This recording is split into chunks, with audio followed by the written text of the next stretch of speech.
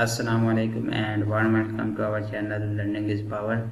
In today's video we will discuss MCQs of subject heat transfer. This is one of the most important subject of mechanical engineering. We have already discussed first 25 MCQs of this subject. Those who don't have watched those videos can watch those that video in our playlist named as heat transfer. So we will start our lecture from question number 26 because 25 question till 25 question we have already discussed, and these videos will surely help you for getting job of mechanical engineering and getting admission in masters of mechanical engineering in some of the famous universities of Pakistan like NUST, PIAS, JK, UT, Texta, UT Lord and all other ones. So we start our today's lecture from question number 26, which is on your screen.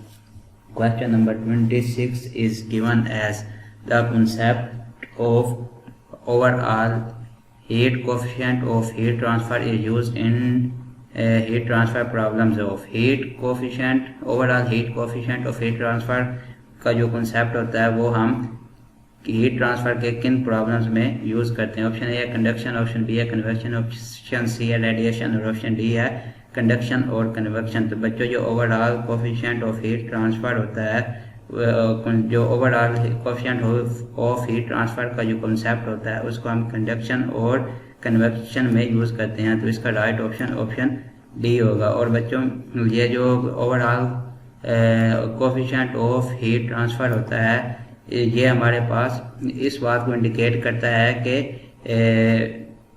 किसी series of resistant medium में से कितनी heat हमारी conduct हो रही है. यानी कि overall coefficient of heat transfer shows how well heat is conducted through series of resistant medium. के जो रेजिस्टेंट मीडियम होता है, रेजिस्टेंट मीडियम की जो सीरीज होती है उसमें से कितनी हीट कंडक्ट हो रही है वो उसको जानने के लिए हम overall coefficient of heat transfer को यूज करते हैं. तो overall coefficient of heat transfer is used to detect how well heat is conducted through series of resistance medium. और बच्चों इसका जो यूनिट होता है overall heat coefficient of heat transfer का, वो बच्चों क्या होता है, वो हमारे पास होता है वाट. वो हमारे पास बच्चों होता है वाट डिवाइडेड बाय मीटर स्क्वायर और डिग्री सेल्सियस. ये इधर लिख देता हूँ, वाट डिवाइडेड बाय मीटर स्क्वायर और डिग्री सेल्सियस. ये होता है overall heat convection of heat transfer का यूनिट. और overall heat convection of transfer मैं आपको पहले ही बता चुका हूँ कि ये जो overall coefficient of heat transfer indicates how well heat is conducted through series of resistant medium. और ये जो कंसेप्ट होता है overall coefficient of heat transfer का, ये हम हीट ट्रांसफर प्रॉब्लम्स में यूज करते हैं जहाँ पे हमारी कंडक्शन और कन्वेक्शन हो रही होती है. तो next question is in heat transfer conductance is equal to conductivity divided by. तो बच्चों जो कंडक्टेंस होती है वो क्या होती है, तो बच्चों जो कंडक्टेंस होती है वो होती है conductivity divided by option A है टाइम, ऑप्शन बी है एरिया, ऑप्शन सी है टेम्परेचर और ऑप्शन डी है थिकनेस. तो जो कंडक्टेंस होती है वो हमारे पास कंडक्टिविटी डिवाइडेड बाय थिकनेस होती है. तो ऑप्शन डी इसमें हमारा राइट है. Conductivity divided by thickness is called conductance. In heat transfer conductance is equal to conductivity divided by thickness, जो कि ऑप्शन डी था. नेक्स्ट क्वेश्चन हमारे पास है question number 28, which is given as the amount of heat flow through body by conduction. जो conduction के जरिए किसी बॉडी में हीट फ्लो हो रहा होता है वो कैसे भाई होता है, किन चीज़ों पे डिपेंड करता है. Option A directly proportional to surface area of body, यानी कि वो सरफेस एरिया के डायरेक्टली प्रोपोर्शनल होता है. ऑप्शन बी है directly proportional to temperature difference on two faces of body, कि वो टू फेसेस ऑफ बॉडी के जो टेम्परेचर डिफरेंस होता है उसके डायरेक्टली प्रोपोर्शनल. ऑप्शन सी है dependent of material of body, material of body पे डिपेंडेंट करता है. ऑप्शन डी है inversely proportional to thickness of body और ऑप्शन ई है ऑल ऑफ अबव. तो बच्चों ये मैं आपको पहले भी बता चुका हूँ कि जो कंडक्शन के ज़रिए हीट ट्रांसफ़र होती है वो ये फोरियर लॉ एक होता है, वो हमारे पास ये होता है Q इज इक्वल टू के ए और D T Q A D T by D Q A D T by D X. ये हमारा क्या है, D T by D x.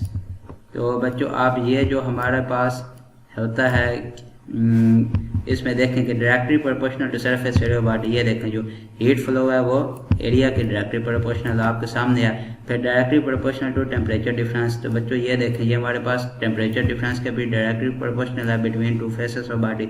उसके बाद है dependent upon material of body, तो ये देखें ये के जो है थर्मल कंडक्टिविटी ये मटेरियल पे डिपेंड कर रही है, और inversely proportional to thickness of body, और ये जो डी एक्स होता है ये हमारे पास थिकनेस ऑफ बॉडी को शो करता है। तो ऑल ऑफ अबव इसमें हमारा जो होगा वो बच्चों क्या होगा, राइट होगा। तो ऑप्शन ई हमारा राइट है, option E is right for question number 28। Next question is which of the following is has least value of thermal conductivity, इनमें से least value of thermal conductivity किसकी, ऑप्शन ए है glass, option B है water, option C plastic, option D rubber और option E air. तो बच्चों इनमें से सबसे कम वैल्यू जो थर्मल कंडक्टिविटी की होती है वो हमारे पास एयर की होती है, तो ऑप्शन इसमें ई हमारा राइट है। तो air has the least value of thermal conductivity than glass, plastic, water and rubber, तो ऑप्शन ई हमारा सही है, क्योंकि एयर की गिलास, वाटर, प्लास्टिक और रबर से थर्मल कंडक्टिविटी क्या होती है, कम होती है। Next question is which of the following is expected to have highest value of thermal conductivity, इनमें से किसकी वैल्यू थर्मल कंडक्टिविटी की सबसे ज़्यादा होती है, option A steam, option B solid ice, option C melting ice, option D हमारे पास है, ऑप्शन डी हमारे पास बच्चों क्या है, ऑप्शन डी हमारे पास है वाटर, और ऑप्शन जो ई है वो हमारे पास क्या है, वो हमारे पास है बॉइलिंग वाटर। तो बच्चों इनमें से जो highest value of thermal conductivity होती है वो किसकी होती है, वो सॉलिड आइस की होती है, तो ऑप्शन बी हमारा राइट है। जो सॉलिड आइस होती है उसकी स्टीम, मेल्टिंग आइस, वाटर और बॉइलिंग वाटर से क्या होती है, थर्मल कंडक्टिविटी की वैल्यू ज़्यादा होती है, तो ऑप्शन बी इसमें हमारा राइट है। तो solid ice has highest value of thermal conductivity among steam, melting ice, water and boiling water. Next question is question number 31, which is given as thermal conductivity of glass wool varies from sample to sample because of variation in, बच्चों कह रहा है गिलास wool की हमारी thermal conductivity जो होती है वो सैंपल टू सैंपल वेरी करती है, और ये जो सैंपल टू सैंपल गिलास वूल की जो हमारी थर्मल कंडक्टिविटी तब्दील होती है ये किस प्रॉपर्टी में तब्दीली की वजह से होती है, option A composition, option B है डेंसिटी, ऑप्शन सी है पोरोसिटी, ऑप्शन डी है स्ट्रक्चर, और ऑप्शन ई हमारे पास बच्चों क्या है, ऑप्शन ई हमारे पास है ऑल ऑफ अबव। तो बच्चों ये थर्मल कंडक्टिविटी ऑफ गिलास होती है वो जो वेरी करती है सैंपल टू सैंपल, वो वेरी करती है वो कंपोजिशन की वजह से भी वेरी करती है, डेंसिटी की वजह से भी वेरी करती है, पोरोसिटी की वजह से भी वेरी करती है, और स्ट्रक्चर की वजह से भी वेरी करती है, और यानी कि ये चारों चीज़ों पे डिपेंड होते हैं। तो इस क्वेश्चन में यानी कि जो हमारा राइट ऑप्शन होगा वो हमारे पास क्या होगा, ऑप्शन वो हमारे पास होगा जो हमारे पास बच्चों इस केस में राइट ऑप्शन होगा वो हमारे पास ऑप्शन ई होगा, तो ऑप्शन ई इस केस में हमारा राइट होगा, क्योंकि जो थर्मल कंडक्टिविटी ऑफ गिलास वूल वेरीज फ्रॉम के जो गिलास वूल की thermal conductivity sample to sample vary करती है, वो किस वजह से वेरी करती है, वो कंपोजिशन की वजह से वेरी करती है, वो डेंसिटी की वजह से वेरी करती है, वो पोरोसिटी की वजह से वेरी करती है, वो स्ट्रक्चर की वजह से भी वेरी करती है, यानी कि वो इन चारों चीज़ों की वजह से वेरी करती है, तो ऑप्शन ई हमारा राइट होगा जिसमें है ऑल ऑफ अबव, यानी कि कंपोजिशन, डेंसिटी, पोरोसिटी और स्ट्रक्चर की वजह से थर्मल कंडक्टिविटी ऑफ गिलास वूल वेरी करती है फ्रॉम सैंपल टू सैंपल। और बच्चों ये जो पोरोसिटी होती है ये क्या होती है, पोरोसिटी जो होती है ये एक ऐसी खासियत होती है जब मटेरियल जो वो छोटे छोटे होल्स का हो, यानी कि material property of material porosity is defined as the property of material which is full of tiny holes.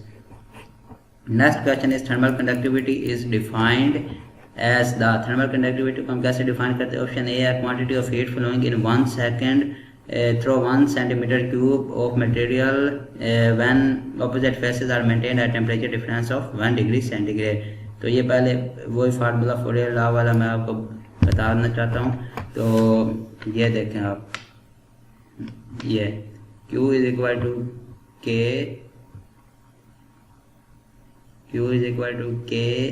ए और dt,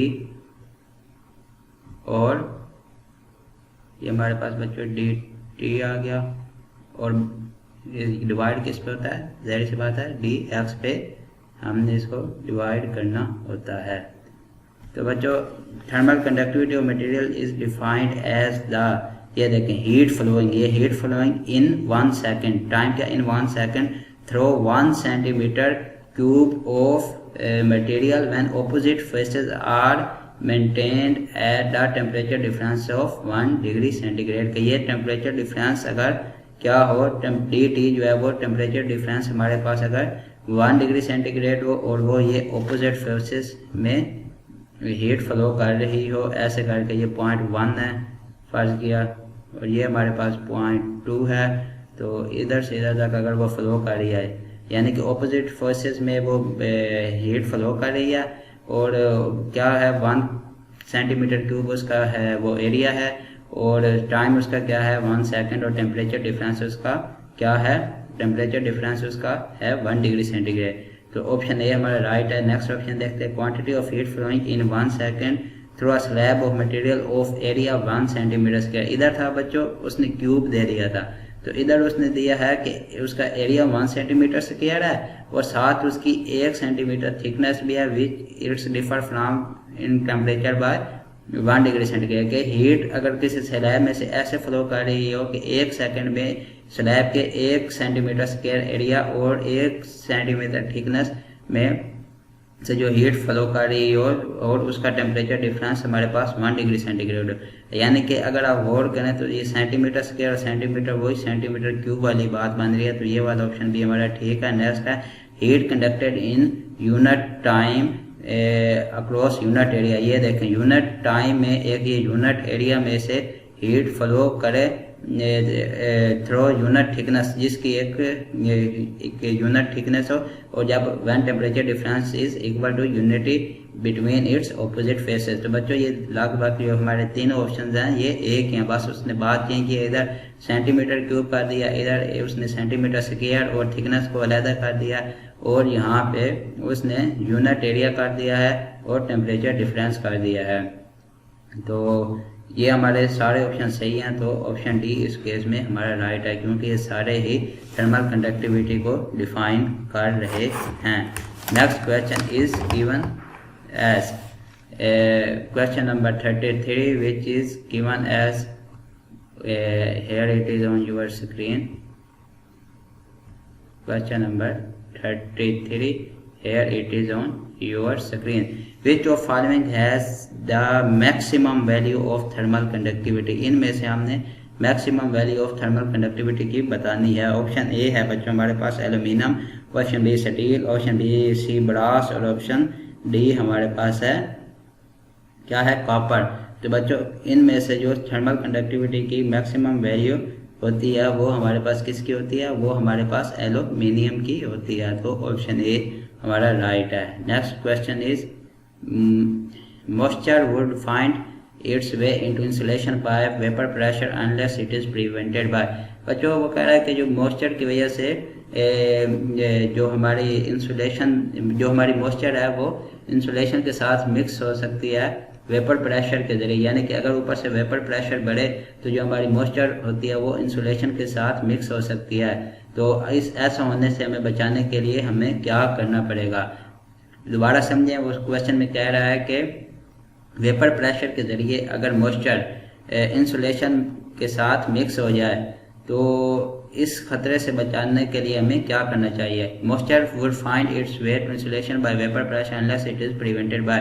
कि मॉइस्चर जो है वो इंसुलेशन के साथ मिक्स हो सकती है वेपर प्रेशर के ज़रिए जब तक उसको बचाया जाए। तो किससे बचाना पड़ेगा मॉइस्चर को? इंसुलेशन के साथ वेपर प्रेशर की वजह से मिक्स अप होने से।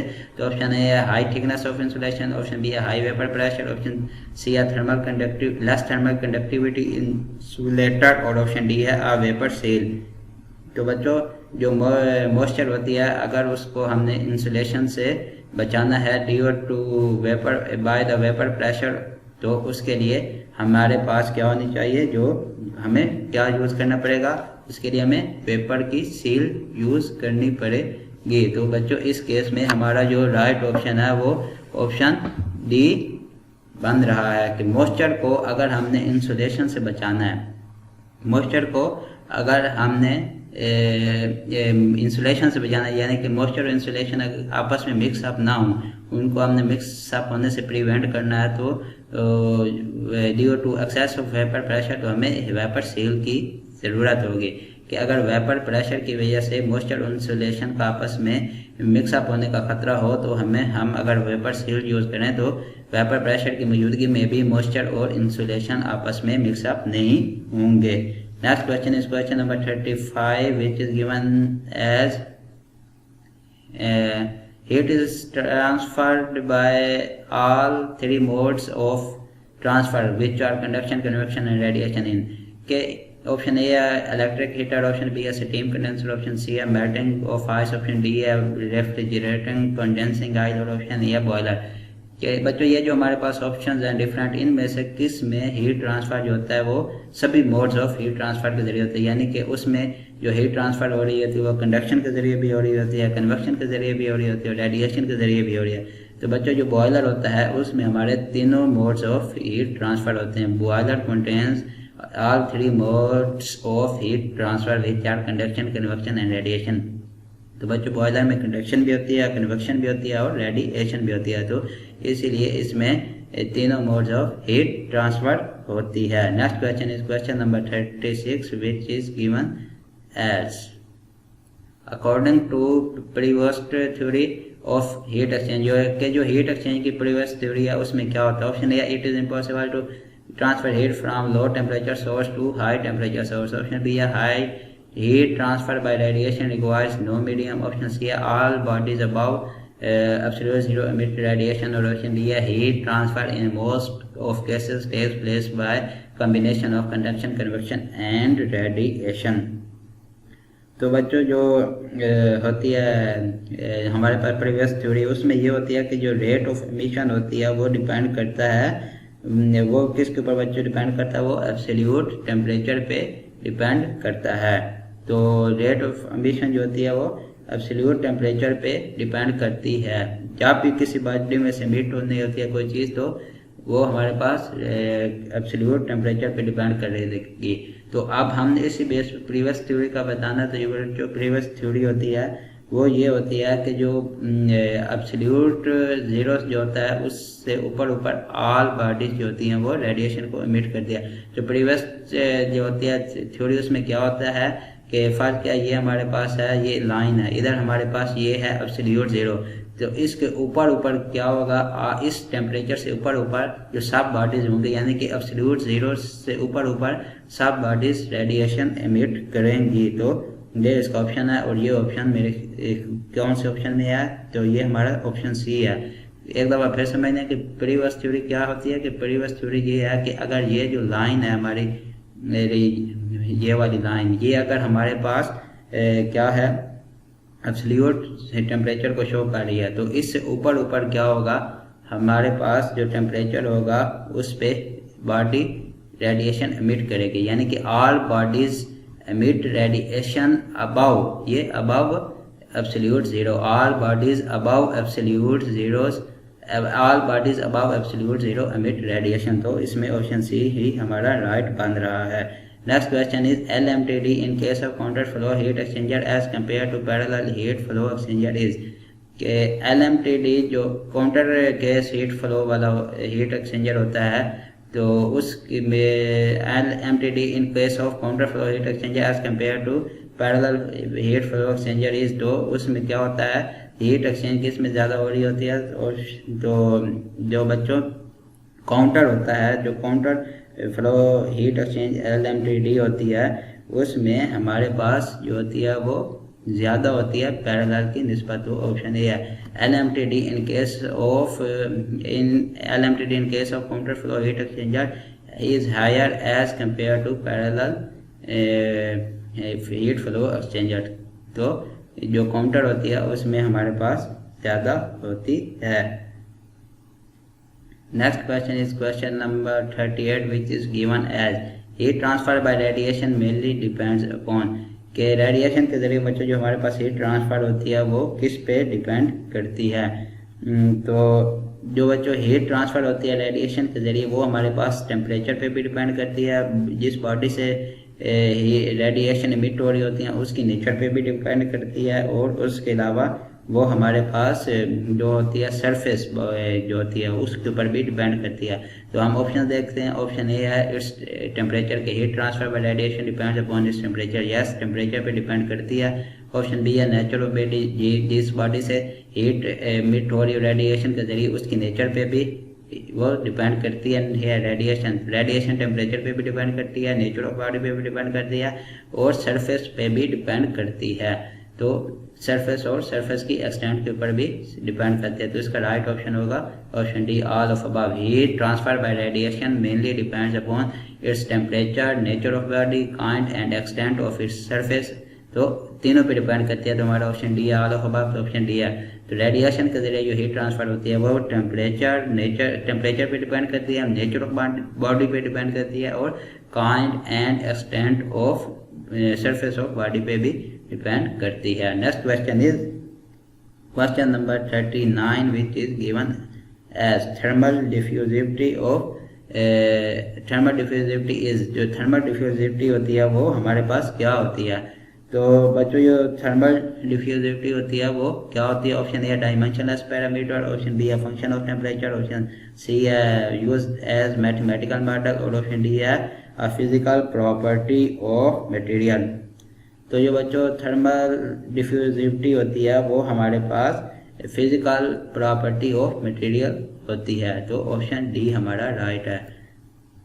Thermal diffusivity is a physical property of material. तो थोड़ा सा आपको थर्मल डिफ्यूजिविटी के बारे में भी बता देता हूँ। तो थर्मल डिफ्यूजिविटी क्या होती है।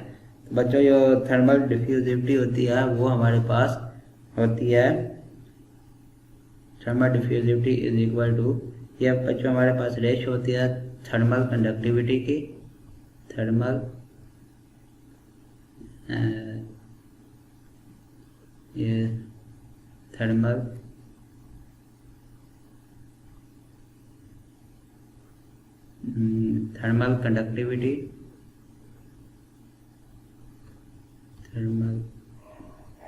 कंडक्टिविटी, जो बच्चों हमारे पास थर्मल डिफ्यूजिविटी होती है ये हमारे पास क्या होती है। ये बच्चों हमारे पास एक फिजिकल प्रॉपर्टी ऑफ मटेरियल होती है। और यहाँ तक इसकी थोड़ी सी डेफिनेशन की है ताल्लुक, तो वो डेफिनेशन मैं आपको बता रहा हूँ कि जो थर्मल डिफ्यूजिविटी होती है वो फिजिकल प्रॉपर्टी ऑफ मटेरियल होती है। और ये हमारे पास इसकी जो डेफिनेशन है वो ये है कि ये एक तरह की रेशो होती है थर्मल कंडक्टिविटी की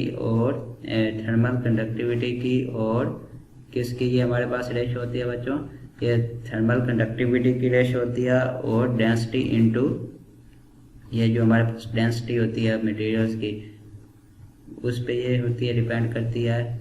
और किस पे ये हमारी डिपेंड करेगी, डेंसिटी पे भी डिपेंड करेगी।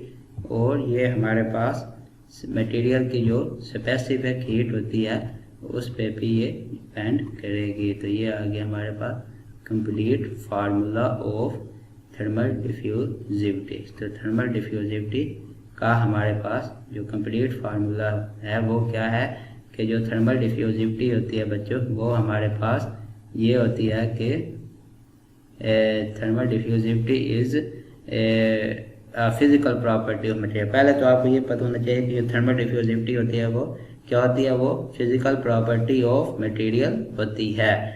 तो उसके अलावा जहाँ तक इसके फार्मूले की ताल्लुक है तो ये thermal conductivity divided by density into specific heat इसका फार्मूला होता है, और ये फिजिकल प्रॉपर्टी ऑफ मटेरियल होती है। Question number 40 is given as, next question is question number 40, which is given as thermal diffusivity of a substance is, option A है proportional to thermal conductivity, option B है inversely proportional to K, जो K है वो thermal conductivity को ही show करता है, और option जो C है वो है proportional to, ये proportional to, ये इधर बच्चों के स्क्वायर होना चाहिए, प्रोपोर्शनल टू के स्क्वायर, और ऑप्शन जो डी है वो हमारे पास क्या है, नन ऑफ अबव। तो बच्चों जो थर्मल डिफ्यूजिविटी होती है वो हमारे पास, ये आपके सामने फार्मूला से आप इसको आसानी से जो है वो समझ सकते हैं कि थर्मल डिफ्यूजिविटी जो हमारे पास है वो डायरेक्टली प्रोपोर्शनल है किसके, थर्मल कंडक्टिविटी के। तो ऑप्शन ए ही हमारा इस केस में राइट है, तो वो डायरेक्टली प्रोपोर्शनल टू किसके है, थर्मल कंडक्टिविटी के। Thermal diffusivity is proportional of thermal conductivity, तो ऑप्शन ए हमारा इस केस में राइट है। Next question is unit of thermal diffusivity. Thermal diffusivity का हमारे पास यूनिट क्या होता है, तो ऑप्शन ए है metre square per R, option B है metre square per R degree centigrade, option C हमारे पास है kilo calorie per metre R, और ऑप्शन डी है kilo calorie per metre R degree centigrade. तो ये देखें आप, ये मैंने आपके सामने फार्मूला लिखा था थर्मल डिफ्यूजिविटी का, ये आपके सामने है। तो बच्चों इसी से अब हमने इसका यूनिट फाइंड कर सकते हैं। तो थर्मल कंडक्टिविटी, तो थर्मल कंडक्टिविटी का यूनिट क्या होता है, तो आपको ये पता है कि फोरियर लॉ से मैंने आपको समझाया हुआ है कि थर्मल कंडक्टिविटी का यूनिट कैसे निकालते हैं। तो जिसको नहीं पता वो पिछली वीडियो देख के इंशाल्लाह वो सारा समझ आ जाएगा। तो थर्मल कंडक्टिविटी का यूनिट हमारे पास क्या होता है, वो होता है वाट पर मीटर और पर केल्विन, जो कि हमारे पास है टेम्परेचर का यूनिट। तो थर्मल कंडक्टिविटी का यूनिट आ गया वाट पर मीटर और पर केल्विन। और डेंसिटी का तो यूनिट बच्चों आपको मैट्रिक में ही पता चल गया होगा कि डेंसिटी का यूनिट किलोग्राम मीटर पर क्यूब होता है, किलोग्राम मीटर पर क्यूब। और नेक्स्ट हमारे पास क्या है, स्पेसिफिक हीट। तो बच्चों जो स्पेसिफिक हीट होती है उसका यूनिट हमारे पास क्या होता है, जूल पर केजी, जूल पर केजी और पर केजी, ये बच्चों हमारे पास आ गया, और पर केल्विन, ये होता है हमारे पास स्पेसिफिक हीट का यूनिट। अब सिंपली हमने इसको सॉल्व कर लेना है, तो हमारे पास इसका आएगा, तो वो मैं आपको सॉल्व भी करके दिखा देता हूँ।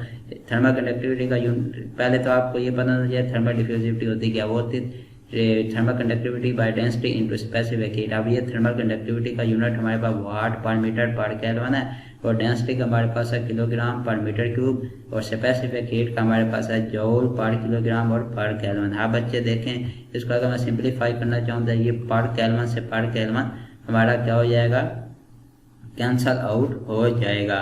ये जब ये बच्चों हमारा कैंसल आउट हो जाएगा तो ये किलोग्राम से पर किलोग्राम ये भी कैंसल आउट हो जाएगा। तो आप बच्चों अब हमारे पास रह क्या गया है, हमारे पास रह गया है वाट पर मीटर, ये हमारे पास डिनोमिनेटर में रह गया, यानी कि ऊपर रह गया है, बटे के ऊपर हमारे पास वाट पर मीटर रह गया, और डिनोमिनेटर में हमारे पास क्या रह गया है, पर मीटर क्यूब, पर मीटर क्यूब, और साथ में ये हमारे पास बच्चों जूल भी रह गया था। तो ये अब आपके सामने है। तो बच्चों आप देखें इसको थोड़ा सा और अगर मैं सिंप्लीफाई करूं तो ये जो वाट और जूल है ये मैं ऐसे एक साइड पे ले लूं, और ये जो है दूसरी साइड पे मैं क्या लिखता हूँ, ये मीटर स्क्वायर। देखिए बच्चों अगर पावर सेम हो तो वो ये हम ऐड कर सकते हैं। तो ये मीटर क्यूब जो है ये ऊपर जाके, इधर माइनस क्यूब है तो ऊपर जाके ये बच्चों क्या हो जाएगा, प्लस का क्यूब हो जाएगा। तो ये हमारे पास प्लस का क्यूब आ जाएगा। तो इसको थोड़ा सा और मैं सिंप्लीफाई अगर करूँ तो ये हमारे पास वाट पर जूल तो आपके सामने है, ये हमारे पास आ गया वाट पर जूल, और ये देखें 3 - 1 क्या हो गया 2, यानी कि मीटर की पावर कितनी आ गई, लीटर की पावर हमारे पास बच्चों 2 आ गई, और ये हमारे पास डिनोमिनेटर में है यानी कि बट्टे से ऊपर है। अच्छा, अब इसके बाद हमारे पास जो वाट होता है, वाट पावर का यूनिट होता है, पावर होती है रेट ऑफ डूइंग वर्क, तो वाट का जो बच्चों हमारे पास यूनिट बनेगा वो बनेगा जूल पर सेकंड। ये हमारे पास बच्चों बना वाट का यूनिट, वाट का यूनिट हमारे पास बच्चों क्या बना जूल पर सेकंड, और ये साथ ये हमारे पास बना बच्चों वाट का यूनिट, और ये मीटर स्क्वायर हमारे पास एज इट इज आ गया, और ये जो डिनोमिनेटर में हमारा क्या था, डिनोमिनेटर में हमारा जूल भी एज इट इज आ गया। तो कुछ भी नहीं किया मैंने, सिंपली वाट का इधर यूनिट लिखा। वाट क्या होता है, रेट ऑफ डूइंग वर्क, यानी कि वर्क पावर का यूनिट होता है, power is equal to W/T, और W का यूनिट जूल और T का सेकंड, तो joule per second, metre square और जूल।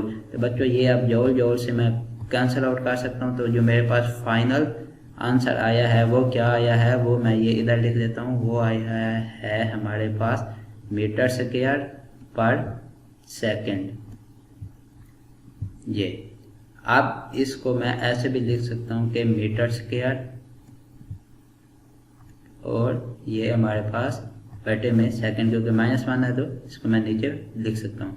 तो आप बच्चों ये जो सेकंड है ना, ये होता है टाइम का यूनिट, और अगर क्वेश्चन के ऑप्शन में सेकंड हो तो हमने यहीं तक करना है। अगर सेकंड के अलावा टाइम का कोई और यूनिट दिया हो, जैसे कि आवर, एयर, मंथ, तो फिर हमने उसके मुताबिक करना है। तो बच्चों आप इस जो हमारे ऑप्शन हैं उसमें आपके पास टाइम का यूनिट आवर्स में दिया हुआ है, तो ये हमारे पास मीटर स्क्वायर पर आवर आ जाएगा।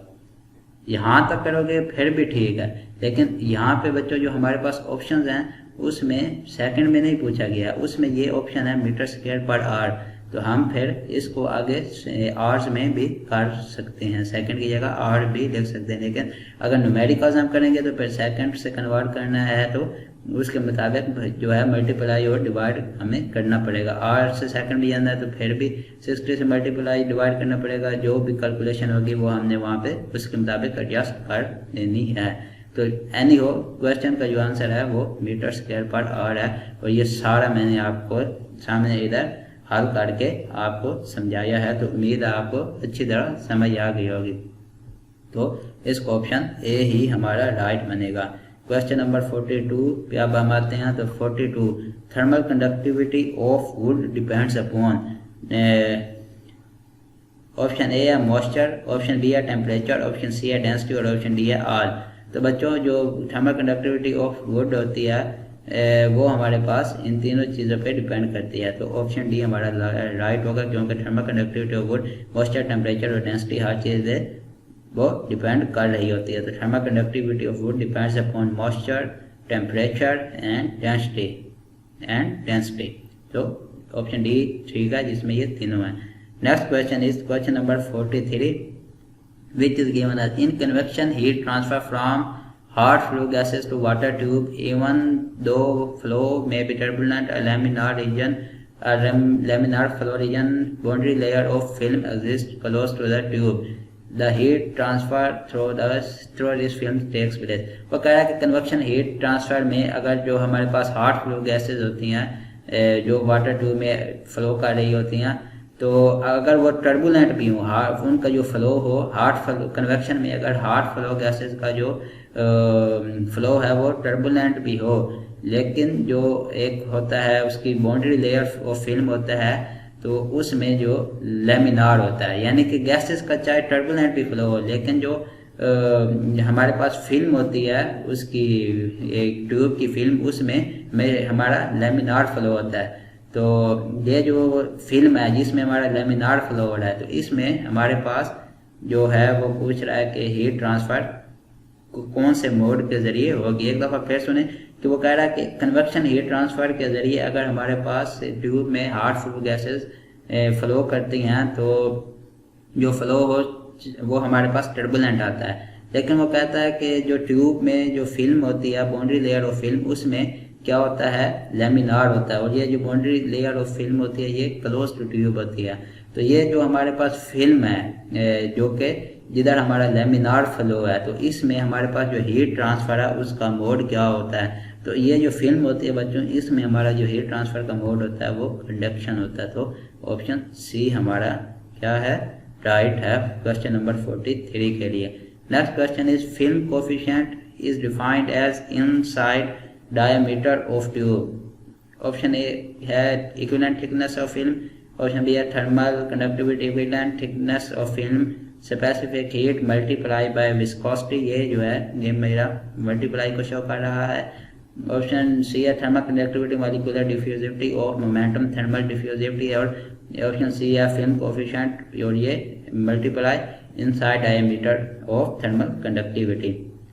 तो बच्चों जो फिल्म कोफिशिएंट होता है इनसाइड डायमीटर ऑफ ट्यूब का, वो हमारे पास क्या होता है, वो होता है thermal conductivity equivalent thickness of film, equivalent thickness of film of specific heat multiply two viscosity. जो फिल्म कोफिशिएंट होता है वो हमारे पास होता है inside diameter of tubes thermal conductivity of equivalent thickness of film specific heat in multiplied by viscosity. तो इसका option B हमारा राइट है। Next question is question number 45 which is given as heat conducted through unit area and unit thick face by unit time and temperature difference between opposite faces is unity is called। वो कह रहा है कि अगर unit area और unit thickness unit face thickness से हमारी heat conduct हो रही हो एक यूनिट टाइम में, जब हमारे पास टेम्परेचर डिफरेंस जो है वो ऑपोजिट फेसेस में यूनिटी है, तो ये जो है हमारे पास कौन सा ये प्रोसेस है। तो ये देखें वो कह रहा है कि heat conducted through unit area. ये मान लो कि हमारे पास एक यूनिट एरिया है जिसकी यूनिट थिकनेस है, यूनिट एरिया है जिसकी यूनिट थिकनेस है।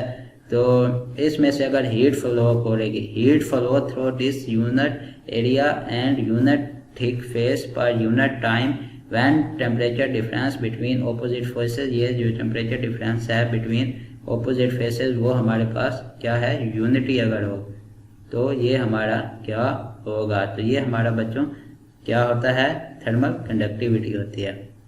ये देखिए ये हीट फ्लो कर रही है, ये हीट फ्लो कर रही है through unit area and unit thickness face, unit thickness of face per unit time, यानी कि जो हीट फ्लो कर रही है वो पर यूनिट टाइम में यूनिट एरिया और यूनिट थिक फेस से वो फ्लो कर रही है, और टेम्परेचर डिफरेंस हमारे पास क्या है, dt हमारे पास यूनिटी है, तो वो हमारे पास क्या बनेगा, थर्मल कंडक्टिविटी बनेगी। तो ऑप्शन डी हमारा राइट है। Next question is question number 46 which is given as the rate of energy emission from unit surface area through unit solid angle along the normal to the surface is called। जो energy emission की rate होती है unit surface area से at unit solid angle along normal of the surface, के surface के normal पे जो हमारे पास एनर्जी इमिशन होती है unit surface area at unit solid angle, वो हमारे पास क्या होती है। तो ये हमारे पास क्या होती है, option A emissivity, option B है ट्रांसमिसिविटी, और ऑप्शन सी है रिफ्लेक्टिविटी, और ऑप्शन डी है इंटेंसिटी ऑफ रेडिएशन। तो बच्चों जो एनर्जी एमिशन हो रही होती है किसी सरफेस एरिया से सॉलिड एंगल के थ्रू, तो वो हमारे पास सॉलिड एंगल के थ्रू जो किसी सरफेस से हमारी यूनिट सरफेस एरिया से जो एनर्जी इमिट हो रही होती है उस सरफेस के नॉर्मल, वो हमारे पास इंटेंसिटी ऑफ रेडिएशन होती है। तो इंटेंसिटी ऑफ रेडिएशन क्या होती है कि जो एक यूनिट सरफेस एरिया से हमारी जो एनर्जी इमिट हो रही होती है सॉलिड एंगल पे नॉर्मल टू सरफेस, यानी कि वो सरफेस एरिया जिससे हमारे पास एनर्जी इमिट हो रही होती है सॉलिड एंगल पे at normal to that surface, वो हमारे पास इंटेंसिटी ऑफ रेडिएशन होती है। Next question is emissivity of white polished body in comparison to a black body is higher lower same depends upon the shape of body। जो white polished body होती है उसकी black body के मुकाबले में जो emissivity होती है वो क्या होती है, कम होती है, तो ऑप्शन बी हमारा राइट है। Emissivity of white polished body in comparison to black body is lower. तो जो वाइट पॉलिश बॉडी की इमिसिविटी होती है वो ब्लैक बॉडी से क्या होती है, कम होती है। Next question is question number 48। A grey body is one whose absorptivity is. Grey body की जो एब्जॉर्बिटिविटी होती है वो हमारे पास क्या होती है। तो जो हमारे पास बच्चों ग्रे बॉडी की एब्जॉर्बिटिविटी होती है वो ऑप्शन ए है varies with temperature, option B है varies with wavelength of incident ray, option C है is equal to its emissivity और ऑप्शन डी है does not vary with temperature and wavelength of incident ray. तो बच्चों जो grey body की एब्जॉर्बिटिविटी होती है वो उसकी इमिसिविटी के इक्वल होती है, यानी कि absorptivity of grey body is equal to its emissivity. But ये आपने ध्यान में रखना, ये जो है किसके लिए, सिर्फ ग्रे बॉडी के लिए। ग्रे बॉडी के लिए जो हमारी एब्जॉर्बिटिविटी जिसको हम अल्फा से शो करते हैं और इमिसिविटी को हम ई से शो कर सकते हैं, तो वो हमारे पास क्या होती है, इक्वल होती है। तो ऑप्शन सी हमारा राइट है इस क्वेश्चन में, कि जो ग्रे बॉडी होती है उसमें हमारे पास क्या होती है, एब्जॉर्बिटिविटी और हमारे पास इमिसिविटी आपस में इक्वल होती हैं। Question number 49 is given as in heat exchangers degree of approach is defined as difference between temperature of।